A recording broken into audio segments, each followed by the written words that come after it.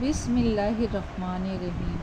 السلام علیکم دوستو، کہانی بلی کا راستہ کا دوسرا حصہ پیش خدمت ہے۔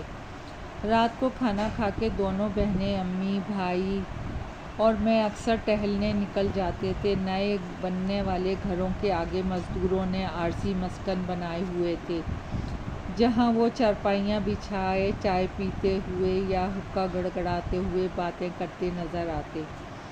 ایک دن ہم یوں ہی ٹہل کے واپس آ رہے تھے کہ سیاہ رنگ کی بلی ہمارے آگے سے گزری۔ الہی خیر، یہ امی کی آواز تھی۔ کیوں، کیا ہوا؟ میں نے حیرت سے کہا۔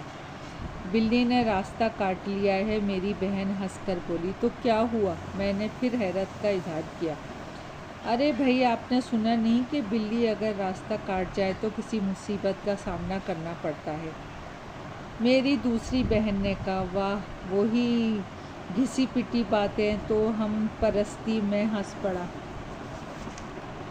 امی، آپ بھی کن جاہلانہ باتوں میں یقین رکھتی ہیں؟ نہیں بیٹا، بعض کہاوتیں اپنے اندر بڑی حقیقت رکھتی ہیں، امی بولی۔ میں بتاتا ہوں آپ کو کہاوتوں کی حقیقت، بلکہ اس کہاوت کا تو آج ہی خاتمہ کر دوں گا۔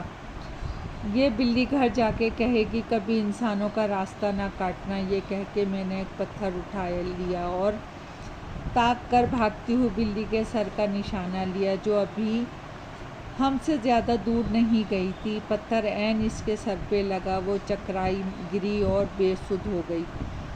چکرا کے گرتے ہوئے اس نے اتنی بھیانک آواز نکالی کہ اگر علاقہ آباد ہوتا تو ساری آبادی اکٹھا ہو جاتی۔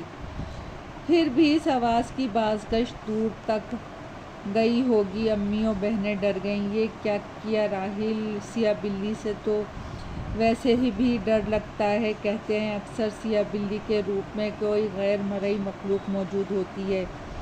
مجھے تو یہ علاقہ ہی عجیب لگتا ہے۔ تو نے اچھا نہیں کیا، امی کی آواز میں خوف نمایاں تھا۔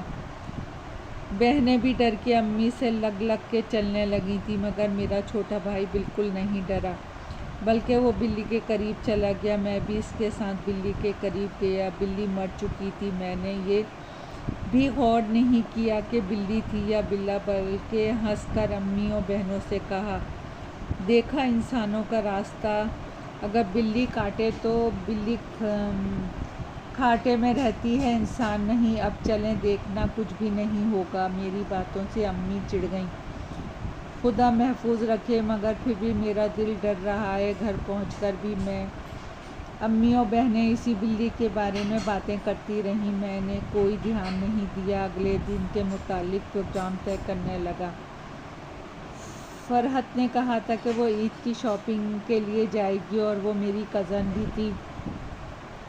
ہم دونوں میں دوستی بھی بہت تھی، انڈرسٹینڈنگ بھی تھی۔ کبھی کبھار بزرگوں سے چھپ کے شاپنگ کے لیے یا سمندر کے کنارے ریت کے گھروندے بنانے چلے جاتے تھے۔ میرا ارادہ تھا کہ میں اسے شاپنگ کروا کے سمندر کے کنارے لے جاؤں گا۔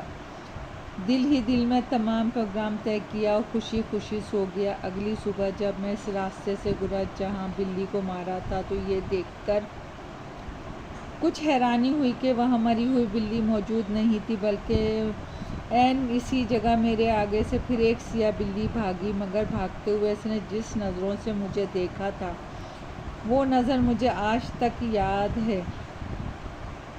باوجود اس کے کہ میں تہمات پہ یقین نہیں رکھتا، مگر اس وقت میری مری ہوئی بلی کو غائب دیکھ کر اور اسی جیسی ایک زندہ بلی کو دیکھ کے میں تذبذب کا شکار ہو گیا تھا۔ پھر دل نے تاویل پیش کی کہ رات کو بلی مری نہیں تھی، بلکہ بے ہوش ہو گئی ہوگی، اور یہ وہی بلی ہے، اس کا مسکن یہی ہے، آس پاس ہے، میرے قدموں کی چاپ سے ڈر کے بھاگی ہے اور مجھے ڈر کر دیکھا ہے، کیونکہ بلیاں بہت حساس ہوتی ہیں، انسانوں کو پہچانتی ہیں۔ یہ بھی مجھے پہچان گئی ہے کہ رات کو میں نے اسے پتھر مارا تھا، بس اتنی سی بات ہے۔ شام کو آفس سے جب فرحت کے گھر پہنچا تو میری رازداں سالی نے بتایا، آپ نے آنے میں دیر کر دی، وہ اپنی سہیلی کے ساتھ طارق روڈ جا چکی ہیں۔ مجھے آفس سے اٹھنے میں دیر ہو گئی تھی۔ مجھے معلوم تھا کہ طارق روڈ پر وہ سوائے ایک دو مشہور سینٹرز کے یا میٹرو کے علاوہ کہیں نہیں گئی ہوگی۔ میں جانتا تھا کہ کپڑا وہ کن سینٹر سے خریدتی ہے اور جوتے میٹرو سے۔ میں نے اپنے سالے کی موٹر سائیکل لی اور تیزی سے صارف روڈ روانہ ہو گیا۔ موٹر سائیکل پارک کر کے میں پہلے سلک شاپنگ سینٹر میں داخل ہوا۔ میری توقع کے عین مطابق عورتوں کے جھرمٹ میں کھڑی فرد شاپنگ سینٹر کی چوتھی منزل پہ ایک دکان میں کٹ پیس کے ڈھیر میں سے کپڑے چھانٹ رہی تھی۔ میں نے جو ہی نظر اٹھائی تو میں اس کے سامنے تھا، درمیان میں 10 قدم کا فاصلہ بھی نہیں ہوگا۔ وہ مسکرائی اور میں بھی مسکرایا اور تیزی سے اس کی طرف بڑھا۔ جلدی سے نکلو، شام ہو گئی ہے، سمندر پہ بھی جانا ہے۔ میں نے عورتوں کے بیچ میں کھڑی فرد کو چپکے سے ٹوکا دیتے ہوئے سرگوشی کی۔ میں اتنا احمق نہیں تھا کہ فرد کو پہچانے بغیر اس کو چھیڑتا یا بات کرتا، مگر یہ دیکھ کے میرا احسان ختم ہو گیا کہ وہ فرد نہیں تھی، کوئی اور عورت تھی۔ میں نے گھبرا کے پلٹنا چاہا تو اس عورت نے پوری قوت سے میرے منہ پہ تھپڑ مارا۔ بے غیرت، بے شرم، تو نے مجھے کیا سمجھ کے چھیڑا ہے اور بکواس کی ہے؟ میں اس اچانک حملے کے لیے تیار نہیں تھا۔ میں بوکھلا گیا۔ سارے لوگ مجھے دیکھنے لگے۔ دکاندار پٹھان تھا، اس نے آگے بڑھ کے میرا گریبان پکڑ لیا۔ تم عورتوں کے بیچ میں آیا کیوں؟ میں اپنی صفائی میں کیا کہتا؟ اچھا خاصا تماشا بن گیا۔ میں نے اچانک فرد کو دوسری دکان پہ کھڑے ہوئے دیکھا۔ تب میری جان میں جان آئی اور میں نے بتایا کہ اصل میں ان خاتون کے پیچھے آیا تھا، مگر وہ اچانک ادھر چلی گئیں اور غلطی سے میں ان خاتون سے ٹکرا گیا۔ سب نے فرد کی طرف دیکھا۔ میں نے اس بار فرد کو نظروں میں رکھا، وہ بھی حیرانی سے مجھے دیکھ رہی تھی۔ میں تیزی سے ادھر لپکا۔ فرد، تم اتنی تیزی سے کھسک گئیں اور مجھے جوتے کھلوا دیے۔ میں لپک کے اس کے قریب گیا، مگر یہ کیا، وہ تو فرد نہیں تھی، بلکہ میرے اس طرح لپکنے پہ وہ عورت غصے اور حیرانی سے مجھے تکنے لگی، جسے میں نے فرحت سمجھا تھا۔ اب میرے پیچھے آ گئے، ابھی دماغ درست نہیں ہوا کیا؟ وہ کاٹ کھانے والے انداز میں بولی۔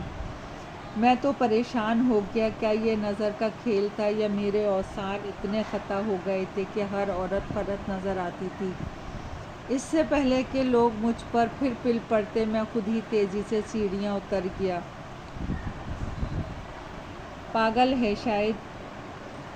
دوستو، کہانی ابھی جاری ہے۔ پسند آئے تو لائک اور سبسکرائب کیجیے گا۔ آپ کی دعاؤں کی طلبگار۔